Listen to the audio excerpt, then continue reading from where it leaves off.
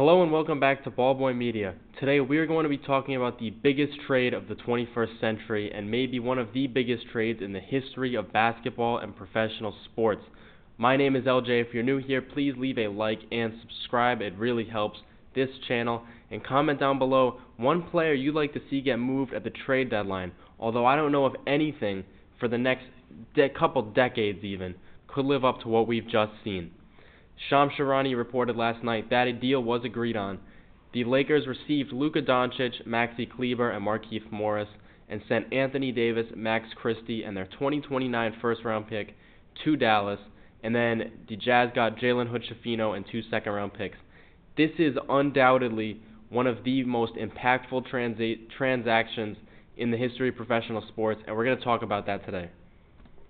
So in terms of Dallas's motivations, it's been mixed reports, but really what it boils down to, it seems like, is Luka Doncic's health, short-term aspirations, and a desire to win. Obviously, when you trade away a player who, Luka is 25 years old, as young as him, and still as good a player as him in his prime, there has to be a big issue. And from all the reports, Luka Doncic, it's evident that he did not want out, and he was completely blindsided by this move.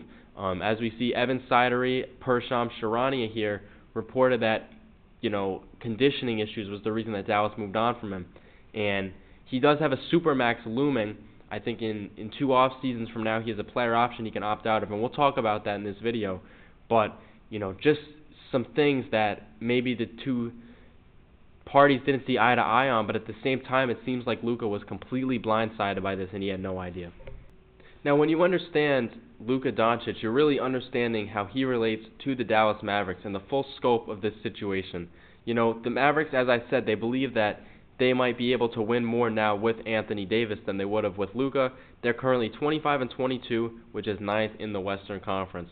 Luka has one of the best resumes in professional basketball right now. He is a 5-time All-Star, 5-time All-NBA player. He won Rookie of the Year in 2019. He was the points per game leader last year and led the Mavericks to the finals, making in the process his second conference finals with the team. He has career averages of 28.6 points per game, 8.7 rebounds per game, and 8.3 assists per game, and he has playoff averages of 30.9 points per game, 9.4 rebounds per game, and 8 assists per game. This is undoubtedly one of the best players in the NBA. He rises in playoff basketball, as we see 30.9 points per game is nothing to look over, and he's only 25 years old. He's in his 7th NBA season. This is ridiculous to see a player be this good immediately. He has, I don't want to liken him to LeBron, but when you look at the guys who have been All-NBA out of the gate, he, made 5 All-NBA seasons after his rookie year. That is something that's extremely impressive. And, just to note, 5 consecutive All-NBA first teams, only 19 players in the history of NBA basketball have accomplished that feat. That is simply incredible for Luka. He also, the Mavericks kind of cited some concerns about his injuries and his conditioning. Doncic, to note, I'm not quite making, an opinion on this. I'm just giving you the stats. He's played in 422 out of 524 available games, which is 81%, and if you, put that on an 82-game pace, it's 66 games out of 82. So let's get to the deal itself. The Lakers received Doncic, Maxi Kleber, Markieff Morris, and cash. Obviously, we know what Doncic brings to the table. All-NBA basketball. He is due for $43 million this year, $46 million next year, and then the year after that, he has a player option for $49 million, which is almost a guarantee that he will opt out of. He is due for a massive payday. Maxi Kleber making $11 million the next 2 seasons. He is currently out with a broken foot. I'm not sure when he will come back, but the injury was sustained fairly recently, so I would expect him to not be back anytime soon. And then Markieff Morris is kind of in a different stage in his career. We've seen him be a role player, but this year, he's kind of just been a bench player, hasn't really played much. I believe he's made 7 appearances. One thing to note, he was with the Lakers in 2020 and 2021. Now, the Mavericks, have an interesting wrinkle now. They add Anthony Davis, who we've seen him be a stellar player for some time now. We know he came in the NBA as the first pick in the I believe it was 2010 or 2011 draft, 2012 maybe. he's been in the league for, over a decade, and he's a 9-time All-Star. He was just named a reserve to the All-Star team this season, and although he has dealt with injury issues, he has made some progress in staying healthy, and he's a little banged up right now, but he's definitely been more healthy over the past few seasons than he has in the few seasons that preceded it. He's averaging 26 and 12 this season, just a stellar player, an overall great defender, and this is a guy that is a proven guy in this league, top 10, top 12 type player. They also receive Max Christie, who has been better this season than ever before, averaging a career-high 8.5 points per game this season, and improved statistics across the board as he has taken a bigger role with this Lakers team.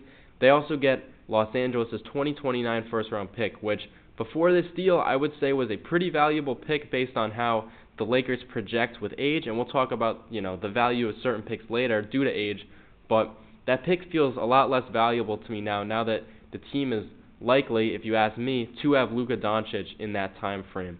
Just one last thing to say on the financials. Davis signed a 3-year, $177 million extension in August 2023, and Christie is playing under a 4-year, $32 million deal that he signed last summer. And then the Utah Jazz kind of facilitated some salary work in this trade. They added Jalen Hood-Schifino and two second-round picks. Schifino is a second-year player, and he is on a first-round rookie deal. Now, there is some massive financial impact, and this is the stuff that doesn't show up on the salary cap tables, and that's Luka Doncic's money. And I think this is, reason for him to be upset with the Mavericks and feel blindsided, because this trade has a massive financial impact on him. As these tweets say, Bobby Marks, he was in line to receive a 5-year, $345 million contract extension. That is an insane amount of money. That comes out to $69 million a year. And, he in Dallas, in Texas, there's no state taxes. This replier says he went from $345 million to now the max he's eligible to receive is $229 million, and he has to pay state taxes. So I did the math. He, before he was, projected to make $69 million yearly, and then with the new deal, he's projected to make $57.25 million yearly. Now, the thing that you have to consider with this is California, in terms of the income tax, for someone who's making as much money as Doncic, I estimate that, this is some brief work I did, nothing crazy, so if I'm wrong, please don't come after me. But there's a 12.3% income tax for people making as much money as Luka. When you do the math, that means he's losing $7,041,000 yearly in state taxes that he has to forego to the government. And considering this, the new deal, he's losing roughly $19 million a year, which, not only is he losing that 5th year, but that comes out to roughly $80 million that Doncic is now losing with this trade. And if I'm him, I'm coming back with a vengeance based on this fact. Now, the new look Lakers, they definitely have a very interesting rotation. Luka Doncic, Austin Reeves, Rui Hachimura, LeBron, and Jackson Hayes expected to be the starters. And then you have some quality names off the bench: Shake Milton, Dalton Knecht, Dorian Finney-Smith, Jared Vanderbilt, who has just come back, and he has been phenomenal on defense, and Christian Koloko. If you're the Lakers, I think you have to make a deal for a rim protector, and I think ultimately they're going to trade Rui Hachimura for a center.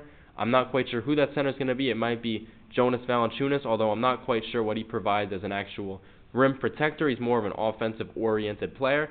One guy that's the opposite, a defensive-minded guy, is Robert Williams.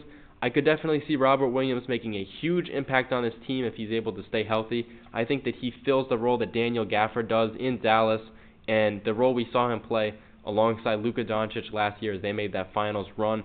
I think Robert Williams has the same capabilities, and I'm interested to see if they make a deal for a center, with the deadline being on Thursday. Now, the new look Mavericks, again, this is a really interesting team to me. They have Kyrie Irving still running the point, Klay Thompson. P.J. Washington, I have tentatively listed as small forward, although I'm not quite sure where they'll play him. He's played power forward for the majority of time, and he's also played center.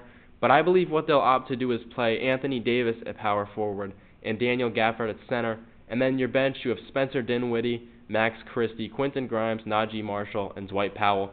they kind of have a revolving door of shooting guards and wings overall. I think they have a lot of optionality with their bench. I didn't even list Jaden Hardy and Dante Exum, two good players that they can look to utilize with this team.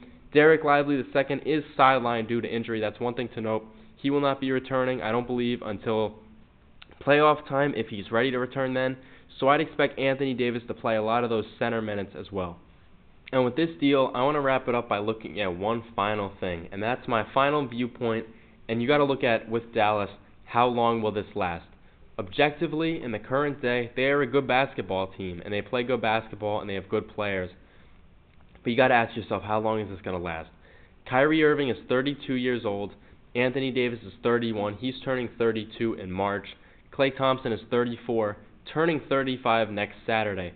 This is an aging core, and once you hit that 30 mark, you're really in a different stage of NBA basketball. It's what we tend to see historically, and I'm just thinking, if you're Dallas, this is an aging core, and you have to accept that fact. They're in win-now mode, and they have a lot of outgoing picks, and it could get, a lot different in Dallas very soon. I'm not quite sure how it looks for them moving forward, but this is, now an interesting scenario, an evolving scenario with this team. When you have Luka Doncic, your picks are not going to be good, viable assets. They're going to be lower in the first round because you're winning games. With these guys, I'm not quite certain what their future trajectory is. And even with Kyrie, he's, an all-star caliber player this season. But when you really think about it, we see these guards start to hit different stages in their career when they turn 30, and he's 32. Next season he'll be 33 years old. We've seen older guards start to deteriorate a little bit, and their play starts to just slowly decline, and then eventually it's too late. And with a player like Kyrie, I'm not saying it's going to happen, but historically we've seen it happen time and time again. And even with the greatest players in the history of basketball, like Stephen Curry right now, he's kind of lost a step, and it's okay because he's been in the league for 15-plus seasons, but you just got to think, what is this team going to look like when some of these picks are outgoing? And there is some extremely interesting wormholes that can open up here. In 2027, their first-round pick goes to Charlotte. Then in 2028, their first-rounder is going to Oklahoma City. This Oklahoma City team by then might be champions of multiple seasons, and I don't know where Dallas is going to be coming off the 2027-28 season. That's 3 years from now.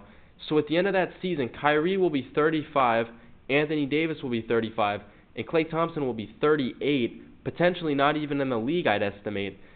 This is an extremely interesting situation. And Houston as well. They're proven to be a contender this season. They have an incredible defense and an incredible future, it appears, behind Jalen Green and Alperen Sengun. They have Dallas' first-round pick in 2029 if they want it. They have the option between the two most favorable of their own pick and then Dallas' pick and, I believe, Phoenix's pick. Houston is preparing to load up in 2029. They have incredible assets, and even from a trading perspective, if you want to move on from these picks, these are now more valuable due to the fact that Luka is not there. And then in 2030, again, their pick, Dallas has favorable swap rights San Antonio has swap rights to Dallas' pick. These are meaningful picks now, and if you're San Antonio, you're a team that projects to be good and improve exponentially with Victor Wembanyama. Now you have Dallas' first-round pick, which, value of these picks is gauged by the market. And I would expect the market for these picks to grow extremely high because I believe that the expectation from GMs is that this older Mavericks core is not going to be overly successful past 2025, 26, 27 as you go out into the future unless something drastic happens. And that's what I expect is the expectation between league circles. Thank you for watching. I had a good time, making this video, and obviously it was a very interesting night last night when this news broke. Definitely an insane night of basketball. Please be sure to like and subscribe, and comment down below one move you'd like to see at the NBA trade deadline.